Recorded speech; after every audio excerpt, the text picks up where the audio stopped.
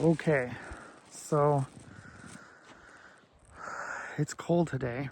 I've spent quite a bit of time um, out here today, and it's starting to get to me. I'm not gonna lie.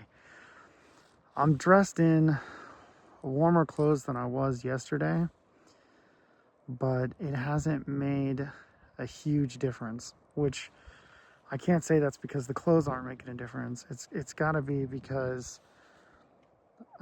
it's just colder today. I also climbed up to a higher elevation. I've got this mountain right behind me, but you can see I'm kind of like halfway up as far as this mountain goes. Um, just as like a quick pan. I thought maybe being up higher would help me see further and a little better.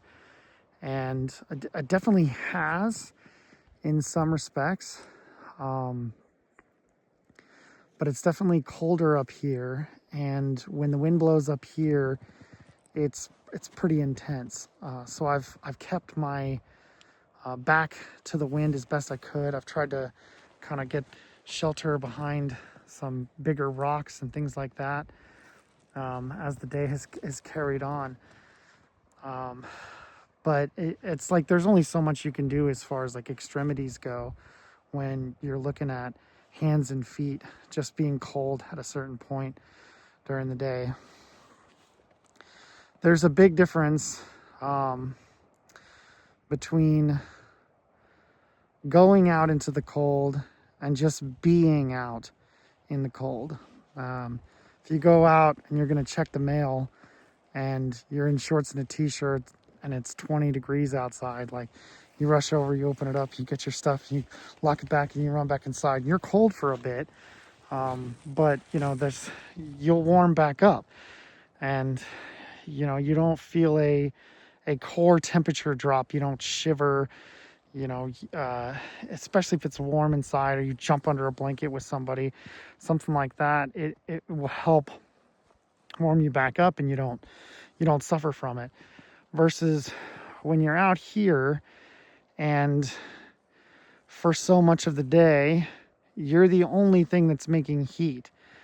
I've tried eating, which I mean, I needed to eat anyway because it's just so many hours up here, and I'm burning so many more calories than normal, keeping warm, as well as all the hiking and things that I've done. Um, I've tried moving around. I've tried.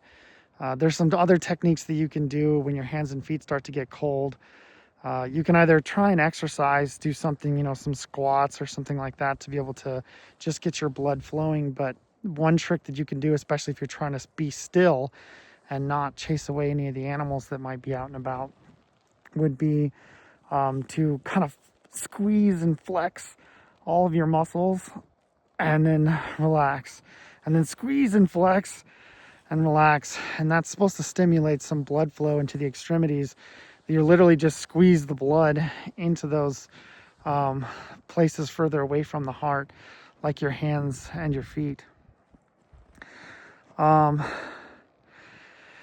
So that's like my current, hey, what are you doing? Dealing with the cold, coming up higher so I can get a better view, and kind of going into some places that I've never gone before. I've seen these mountains, but I've never gone into them to this extent. So let's see. This morning I slept in, but not long. I slept in about 45 minutes, and I was like, oh dang, you know, like I need to get up and get moving, get some things done. And I had like a stomach issue that I needed to take care of. So it was a bit more time in the bathroom than normal. But the really exciting thing that happened this morning, on top of my, you know, two minor delays, as it were, was that I went to get some water out to make breakfast, and the lid to my vacuum sealed thermos was frozen shut. And anybody that's kind of following along with how things have gone, yesterday I filtered some water out of a stream and it was very cold. And my plan was to boil some of it this morning and kind of rotate it into the vacuum sealed thermoses to keep that water warm. I just thought that it wouldn't freeze overnight being in the thermos. I was wrong, at least on one account. The other one I could get open and it was still liquid. So I was like, okay, we're literally that close to freezing temperatures that one is frozen and one is not, excuse me. And so I was like, well, I need to deal with that. I need to boil this water because both of these are going to be frozen solid by the end of the day if I don't do something about it. So I had to take the extra time to boil water, not once, but twice. And it takes a long time to get water from a near freezing temperature up to boiling when you're outside and there's a certain like wind chill factor. And I'm not just talking about like it feels colder because it's windy, but the wind itself blowing across the kettle will keep it from boiling for even longer than normal. Sorry, I thought I heard something. It's probably literally just me. I don't know how many times my own jacket has moved or something, and I'm like, what was that? Oh yeah, it's just me. Just listening to everything out here as best I can. So, goodness. I managed to get the second one open after I put it inside the truck and ran the heat in the truck for a while and just get it open. And it was definitely frozen on top. And I was able to break the ice and get some of the water out, boil it, and pour it back in there to get the other one's temperature, the other thermos of water temperature up at least some, so it's not frozen and not freezing. And after that, I was like, dang, I have burn up time, 45 minutes sleeping in, another 10 or 15 minutes in the bathroom, and then another hour boiling water and dealing with that situation. And at that point, I was like, dang, I've ran the truck more than I wanted to and more than I had originally planned to coming up on this trip at all. Because I was planning to drive to the launch out spot to launch out Ducky, and that was the only driving I was going to do. Well, since I've been in this spot, I've had to drive back and forth every day, and I've ran the truck for a few extra minutes to warm it up, and it was frosted over, these sorts of things. Just to run the defroster even, you get an extra 5 minutes. So I end up using gas, and I was down to 120 miles for my fuel range, and Coldfoot is about 100 miles away. So I was like, dang, if I've got a few more days of doing this, I'm going to run out of fuel. I'm not going to be able to get back to Coldfoot. But Ducky has a 9.5 gallon tank, and I'd only used about half a gallon of that. So I was like, that is 9 gallons of regular unleaded 87 grade gasoline that I just need to get out of that tank. So I had a funnel, and I was able to empty out Ducky's tank into 2 of the 5 gallon tanks that I have, and then put that fuel into the truck, which is actually about half a tank. It's a 22 gallon tank in my truck. So I was able to get about half a tank of gas out of what I would have used for Ducky. So I was like, well, I'm not using Ducky for this trip, so this makes sense. So I was able to basically be like, okay, if I've already burned up so much in the morning, and this is an issue that I'm going to have to deal with at some point anyway, might as well just get it done. And at that point, I was like, okay, I'm not going to go where I normally go. I'm going to try something new, because I've already burned up about 3 hours of my normal day that I would have used to go out and hike out. And so I might as well try something new. I'm not upset that I did. I got to see a fox earlier, and this fox was just hauling. And it made me think back to every time I've ever seen a fox. And it's like every time I've ever seen a fox, I mean, this fox was 500 yards away from me. But every time I've seen a fox, they've always just been like running for dear life. And it makes me wonder if they just have places they need to go, or if they're just kind of like know that they're small on the food chain as far as megafauna goes.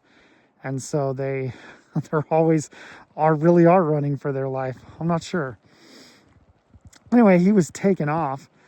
And that was really cool to see him. At first I thought, because I was so far away, I was like, is that a wolf? And I was like, oh, hell yeah, let me take a look at this guy. And when I looked at him with my rangefinder and ranged him out, I was like, oh, that's a fox. Because they are shaped differently.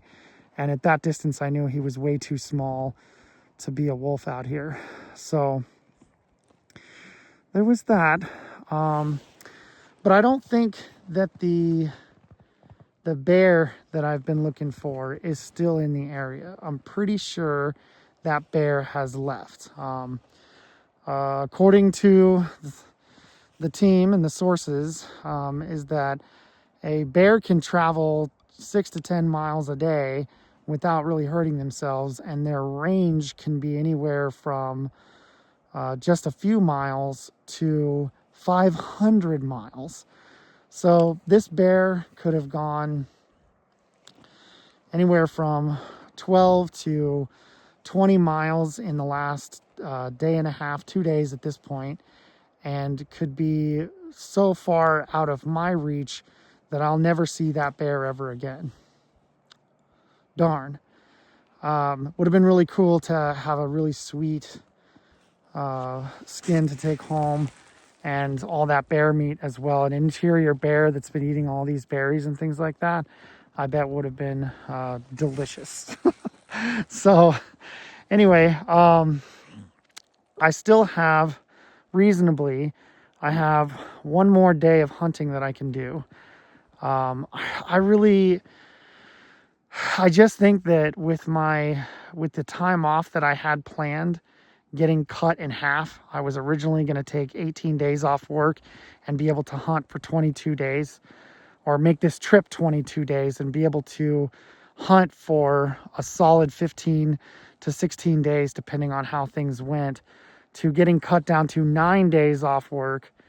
That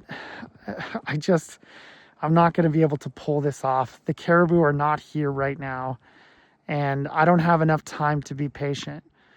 In the way that I want it to be. I wanted to be able to have my gear, be in a location, stay there, and just wait for the caribou to come through, because eventually they would. I mean, within a week or two, they're going to come back around. They do these big circles, they migrate around, and I thought, well, for sure they'll be back.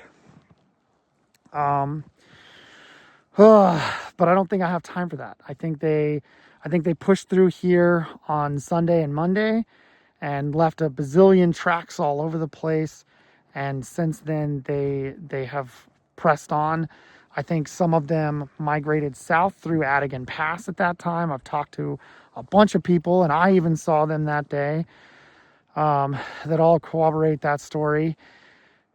And then I think the rest have just taken off to other places. So it's been really cool, no pun intended there, and I've had a good time. At least some of the days I've had a good time. Some days have not been cool, man, and I would not recommend. But it's very pretty up here. I've had some really cool pictures, and hopefully people can just see how tough this environment is. That watching these videos, you can be like, dang, it is tough out there on the North Slope, north of Brooks Range in the Arctic. I mean, it's still September, and it's going to drop into the single digits. It's pretty intense.